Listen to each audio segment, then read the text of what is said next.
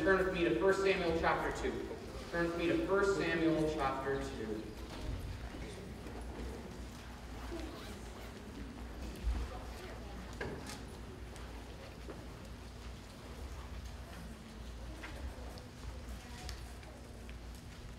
One of the famous lines that we see on American Money specifically, what is the famous line that we see on American Money? In God we trust. In God we trust. And we're going to be talking about that a little today, but I ask you a question. Who do you trust today? Who is it that you trust? We're celebrating Mother's Day, and for many of us, we can say, I could trust my mom. I would trust my mom. Maybe some of us say, maybe not so much. My mom's coming down tomorrow to look after little Charles, and I cannot think of anything greater than trusting someone with Charlie. It's a very important thing to do. But my mom, I trust my mom to be able to do that. Some of us would say we trust the professionals to do things. So if you have someone, who needs to come and fix something at your house, you look through the phone book, maybe you talk to some friends, and you get a professional to come and fix the plumbing at your house, or fix the roof, or the flooring, or stairs, or put in a nice patio in your backyard. And we trust the professionals. But then 60 Minutes comes along and does a thing on them, and we don't trust the professionals anymore. We're very skeptical of the professionals.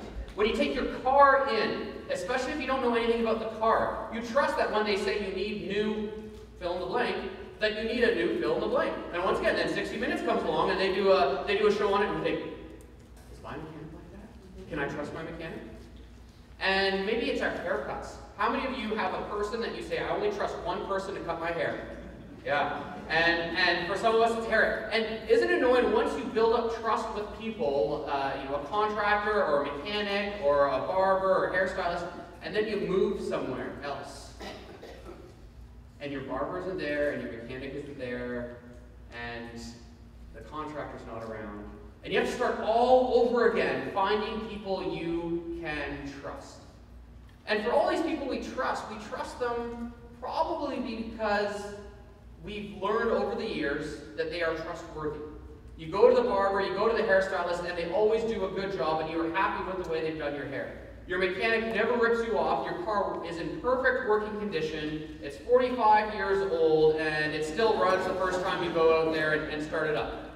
And with your house is absolutely immaculate and amazing. And after 30 years, your backyard patio hasn't heaved or anything. It still looks like it did just the first day that you put it in. And for years and years and years, the trust is built up. But how long does it take for that trust to go? How long does it take for a trust in someone to fail? 1 second. 1 second. And our trust, it takes years to build and 1 second to destroy. Because all they have to do is mess up once. And we think, I still might trust them, but I'm not going to trust them the same way that I used to trust them. And if it's a mechanic, and if it's a hairstylist, and if it's the backyard patio or your house, those things are a little easier to get over and to deal with and to forgive. When it's something bigger in our lives, like I said, my mom coming and taking care of Charlie, if someone is taking care of your most precious little one, and they make a mistake, you're not likely to say, I'm going to trust them again. I'm going to trust them again. And then, like back to what I said we have on American Money, in God we trust. And maybe when we first come to Christ, we're super excited and we're trusting God for so many great things in our lives. And God is doing some amazing things and He's changing around our life. But then things kind of spin out of control. And our lives aren't what we thought they would be when we came to Christ. And where is God and what is He doing? And can I really trust Him? Because it doesn't seem like He's doing things the way I think He should be doing things. And I trusted Him with my kids. And look what happened to my kids. And I trusted Him with my marriage, and look what happened with my marriage. And I trusted Him with fill in the blank, and look what happened. It fell apart. How can I trust God when He seems to have let me down? When He seems to have let me down, how do I know I can trust God?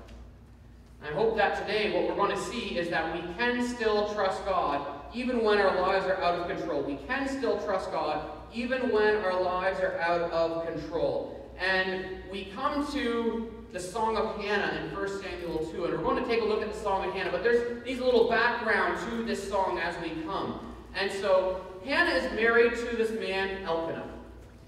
And Elkanah comes from a very important family. Elkanah comes from a very, very important family. And so when he marries Hannah, she has one very important role: to carry on the family name. To carry on the family name. And her very important role is to give birth to an heir for that family. To give birth to a son, one who could inherit the family estate. But Hannah can't. Hannah can't have kids. Hannah is barren. And Elkanah loves Hannah with all his heart, but he knows that he must carry on the family name. And back in those times, they didn't have fertility clinics. They didn't have the medical technology to be able to help out when someone wasn't able to have kids. The only other way to have kids was to have it through another woman. And so Elkanah takes a second wife, Peninnah. And he doesn't love her nearly as much as Hannah. And Peninnah knows this. Peninnah knows why she was married, why she was brought into the family, because she could have kids. And sure enough, she does. She has lots of kids. She gives Elkanah an heir to the family. But she knows she's not loved as much as Hannah. And so she ridicules Hannah. And she makes fun of Hannah. And makes Hannah feel like she's worthless. In fact, it doesn't say in the text what exactly she says, other than she just ridicules her. But I would guess it'd be something like, you know that he doesn't love you as much. He obviously loves me more because I gave him kids. I gave him what you could never give him. But not only that, but she probably went so far as to say, and what's wrong with you anyways? What's wrong with you anyways that God wouldn't bless you? What have you done that God isn't giving you kids? And Hannah knows those things aren't true. She can know those things aren't true. And Elkanah even comes along and says, I love you so much, am I not worth more than 10 kids to you? But Hannah, in her heart, believes what Peninnah says. Believes that Elkanah doesn't love her as much.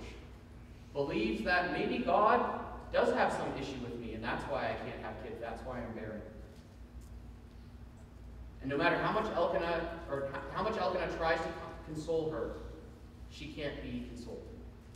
And she comes to the Lord and cries out to the Lord, and she says, God, I need you. Lord, I need you. And if you give me a son, I will give him to you. If you give me a son, I will dedicate him to you. And it's kind of a funny story because she's there worshiping at God's house, and the priest looks over, and as she's crying out of her heart, but her lips are just moving. Have you ever done that where you're in severe distress and you're crying and you're praying out of your heart, but it's just kind of your lips are moving because you can't really talk? And Eli the priest thinks she's drunk worshiping God. And she explains her story to Eli and says, here is I'm calling out to the Lord out of my distress. And Eli says, well, may the Lord bless you in your prayer. And it says, in the due time the Lord heard Hannah's prayer and gave her a son. And gave her a son. And she named him Samuel. She named him Samuel. And can you imagine all these years her job was to produce an heir, and she couldn't do it.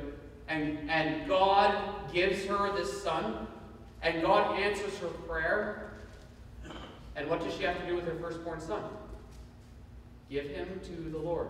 She made this promise, if you give me a son, I will give him to you. And the amazing thing is, originally, her son was to carry on the family name. Right? Her son was to carry on the family name, this important family name. You know what Samuel means? Name of God.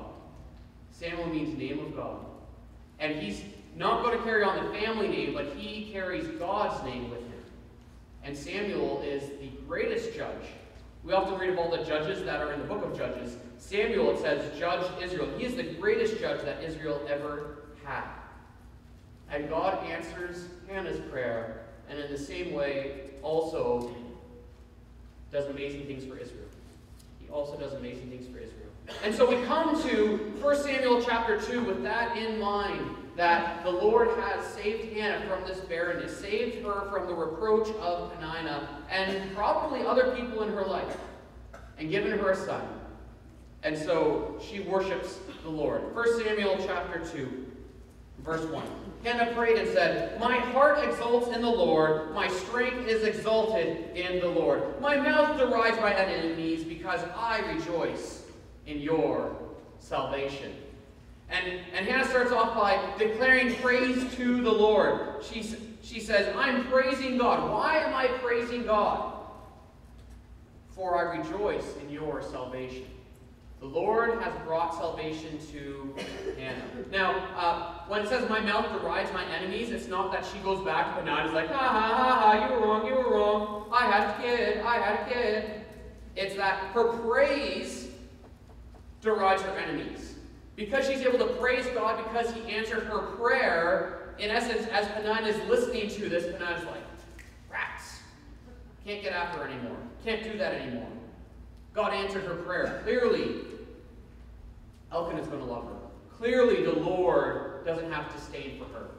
He's answered her prayer. And so her praise ends up deriding her enemies, for she rejoices in God's salvation. But the problem is, as I said at the start, not all of us can sing that line. Because whatever situation we find ourselves in, the part of our lives that are spinning out of control are still spinning out of control. And maybe multiple things in our lives are spinning out of control, and we put our trust in God, and we feel that He has failed us, that He has let us down. So how can we continue to trust God? Because right now I don't feel like I can trust God. I can't sing this line that Hannah is singing right now. Well, Hannah doesn't stop there with her song. But Hannah continues on. And what we're going to see is that we don't just trust God for whatever He seems to be doing or not doing in our life, but we can trust God because of who He is. We can trust God because of who He is. God's character is so great that we can always trust Him. And what we're going to see is there are 4 fours. All right, 4 F-O-R's. 4 fours in the text here. And depending on the translation, it might not say for, it might say because, but I'll highlight where they are. And what's interesting is there's actually 5 fours, and the first one is in that verse 1, because I rejoice in your salvation, or for I rejoice in your salvation. And so Hannah declares, I praise you, the Lord, for I rejoice in your salvation. But what we're going to see is there are 4 more fours that we're going to look at in this song. And as you look through, it's just amazing how she puts this song together. Well, the first four is, I can trust God when my life is spinning out of control, for there is no one like our God. For there is no one like our God. Read in verse 2. There is none holy like the Lord. There is none besides you. There is no rock like our God. Where's the 4 in that? The 4 is in the middle line. So, there is none holy like the Lord, for there is none besides you. For there is none besides you. In the Hebrew, that 4 is in there. And some of our translations don't necessarily have it, but the 4 is right in there. So, there is none holy like the Lord, for there is none besides you. There is no rock like our God. We can trust God when our lives are spinning out of control, for there is no one like our God. Amen? Amen? Let me tell you a little bit about this. There's no one like our God. Psalm 139 tells us, no matter where we go, He is not there. Is there anyone else that you can think of that no matter where you go, they're there? Anyone else that you can trust 100% of the time they will be there for you? I can't think of anyone. God is though. Psalm 139 tells us, if I go to the depths, if I go to the heights of heaven, no matter where I go, He is always there. There's none like Him. Not only that, but Psalm 121 tells us that He never sleeps, that He never slumbers. I don't think there's anyone who can go without sleep. Everyone eventually needs sleep. And if you're trusting in someone and they have to go to sleep, then they aren't there all the time either. I like the story where you have Elijah against the prophets of Baal on Mount Carmel, and the prophets are to call out to their God to bring fire down to come and consume the sacrifice. And after hours of calling out on Baal to come to consume the sacrifice, Elijah starts mocking them and says, maybe he's asleep, maybe he's gone to the bathroom, right? And there is no one like God, because as soon as Elijah prays, Elijah gives a very short prayer, and fire instantly comes down and consumes the sacrifice. God is always there, no matter where we are, and he never sleeps nor slumbers. There is no one like our God, and so we can trust in him. When I was growing up, my brother Eric, well, he's still only a year and a half older than I am, but I have a brother Eric, a year and a half older than I am. And he's really, really smart. Really smart. Back then, we had these different tests you could take to compete in competitions across Ontario and Canada. And he placed 3rd in the province, 7th in the country of all the kids in high school. And when he goes off to university, he goes to McMaster University and takes a first-year physics program, and most people have to take this first-year physics program. And they come to the midterm exam. And there's 3,000 people across all the classes who take the same midterm exam. 2 people pass the exam. One girl who barely passed, and my brother, who got 100%. This is my brother who, a year and a half after he goes through all the classes and has all these teachers, I go through all the classes and have all those teachers. And they would ask me, are you as smart as Eric? And I would say, I'm smarter. I just don't apply myself.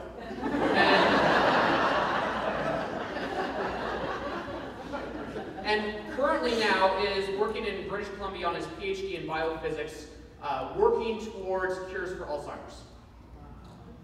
For me, I don't know too many people that are like my brother Eric in brains. And he was reading Lord of the Rings at like age 9. And he was reading genetics magazines. Like, you know, kids get, I don't know, Owl or Chickadee, whatever those ones were. Remember those magazines? No, he was reading like genetics magazines. But you know what? There are people like my brother who are just as smart, if not smarter than my brother. And you can go through and you could find people who are really good at things, but still find people who are like them. There is no one who is like our God. And when we trust him, as I said, he is always there. He never sleeps, he never slumbers, and there's nowhere we can go that he is not. That is our God. And so we can trust him, for there is no one like our God. But not only that, not only can we trust him for there is no one like our God, but we can trust him for God's knowledge and wisdom is greater than man's. We can trust God when life is spinning out of control, for his knowledge and wisdom is greater than man's. Look with me starting in verse 3. Talk no more so very proudly. Let not arrogance come from your mouth. For the Lord is a God of knowledge, and by him actions are weighed. The bows of the mighty are broken, but the feeble bind on strength. Those who are full have hired themselves out for bread, but those who are hungry have ceased to hunger. The barren has borne 7, but she who has many children is forlorn. Did you catch where the 4 is in there? Did you catch where the 4? Right in verse 3, right in the middle. For the Lord is a God of knowledge, and by him actions are weighed. We can trust God when life is spinning out of control, for his knowledge and wisdom is greater than man's. In 1 Corinthians, Paul talks about this. Paul tells us that God's foolishness is wiser than man's wisdom, and God's weakness is stronger than man's strength. Now, that's not to say that there's any aspect of God that is foolish or weak. But if you were to say what I think of God, if I think that God's plans are foolish, or I think that this aspect of what God is doing is weak, let me tell you, it is actually wiser than anything man can come up with, and it is stronger than anything that man can come up with. And that is what Paul's saying, and that's what this text tells us as well. Take a look at me in verse, or we'll start in verse 3. It says, don't talk proudly. Don't let arrogance come from your mouth. Don't go out there and think you know more than God does. Don't think you know what's going to be happening tomorrow or even the next hour. Don't think that all your plans are going to come to fruition. Don't be arrogant that you, and, in the context here, that Peninnah, you think you know what's going on in Hannah's life. Don't speak arrogantly on God's behalf, saying that maybe God has an issue with you. Because God's knowledge and wisdom are greater than man's. God's knowledge and wisdom are greater than man's. And we see some reversals that happen here, starting in verse 4. The bows of the mighty are broken, but the feeble bind on strength. The strong become weak, and the weak become strong. In God's wisdom and God's knowledge, the strong become weak, and the weak become strong. Those who are full have hired themselves out for bread, but those who are hungry have ceased to hunger. The rich have become poor, and the poor have become rich. The rich become poor, and the poor become rich. And the barren has borne 7, but she who has many children is forlorn. And you could say here, the sad become blessed, and the blessed become sad. The sad become blessed, and the blessed become sad. And when we look at our world, and we look at our culture, and we look at those who we think have it all together, the strong, the rich, the blessed, and we say, man, they have it all. Man, I wish I could have that. But then you look at all of the depression and the anguish and those who commit suicide who have it all. And we say, did they really have it all? In man's wisdom, having power and wealth and physical blessings are what it means to have it all. That's what it looks like to have it all. In God's wisdom, having God is what it means to have all. Knowing the Lord is what it means to have it all. And so I don't necessarily think that you're specifically saying that, when we come to Christ, we're going to be strong and we're going to have all the food that we want and we're going to have all the children that we want. But that when we come to Christ, He is everything we need. That He is everything we need. And that is God's wisdom. That Christ is everything that we need. And so we see that we can trust God because His knowledge and His wisdom are greater than ours. His knowledge and His wisdom are greater than ours. Let me ask you a question. Are you struggling thinking, man, if only I could do it differently, I would do it differently. God, the way you're doing it doesn't make sense to me. God, the way you're doing it doesn't make sense to me. And if I was to go back, I wouldn't do the crucifixion. I wouldn't do salvation that way either. I have Charlie. I love Charlie. Charlie would not be crucified. I wouldn't let that happen. That wouldn't be the way I would do it. But that's man's wisdom. That's my wisdom. It's not God's wisdom. God's wisdom is the only way it's happening is through my Son dying on the cross. And we see God's wisdom is greater than man's. But not only that, but we continue on. And we see that not only can we trust God for He is like no other, not only can we trust God for His knowledge and wisdom are greater than man's, but we can trust God for God is in control. We can trust God for God is in control. Take a look with me, if you will, starting in verse 6. The Lord kills and brings to life. The Lord brings down to Sheol and raises up. The Lord makes poor and He makes rich. He brings low and He exalts. He raises up the poor from the dust. He lifts the needy from the ash heap to make them sit with princes and inherit a seat of honor. For the pillars of the earth are the Lord's, and on them He has set the world. We can trust God when our lives are spinning out of control, for He is in control. In verses 4 and 5, when we talk about those different role reversals, it's kind of implied that God is the one who would do those. It's implied. Then we continue on here and see God does implicitly that God does these things. So God is in control over death and life. He kills and He brings to life. God is over sickness. He brings down to Sheol and He raises up. God is in control of the wealth. The Lord makes poor and the Lord makes rich. And God is also in control of power. He brings low and He exalts. And look at what He does. He raises the poor up from the dust. He lifts the needy from the ash heap to make them sit with princes and inherit a seat of honor. He is in control. And we think we might be in control of our lives. We might think that maybe the government is in control, and the government knows what's going to be happening. Well, one of the interesting things is this past week we had the birth of the new baby in the royal family.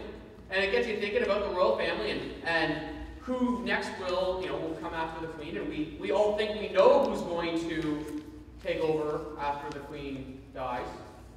But we don't know for sure, do we? We think we know for sure. Who knows for sure? God does.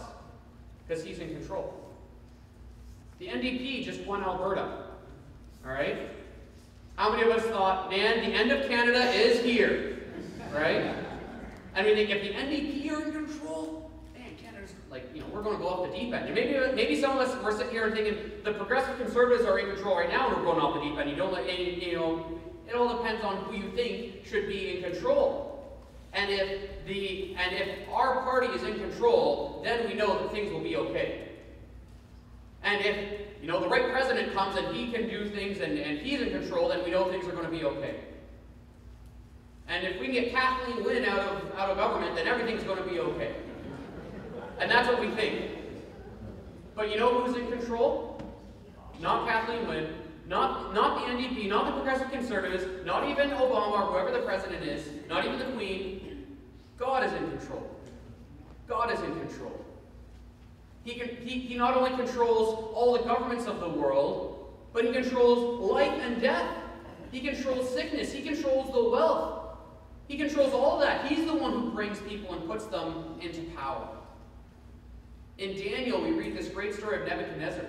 And Nebuchadnezzar, after the fiery furnace story, he comes to the Lord and acknowledges God as God. But then there's a time in his life when he's standing on his balcony, and he looks out and he says, "Look at all of Babylon that I, with my great power, have made. Look at it. Isn't it magnificent?" And a voice comes down from heaven and says, "Nebuchadnezzar, you think you did this? I, the Lord, did this. I, the Lord, put you where you are. And to show you that, to demonstrate that to you, you will live in the fields and eat the grass like you are a beast." And you know what happened? It came to pass.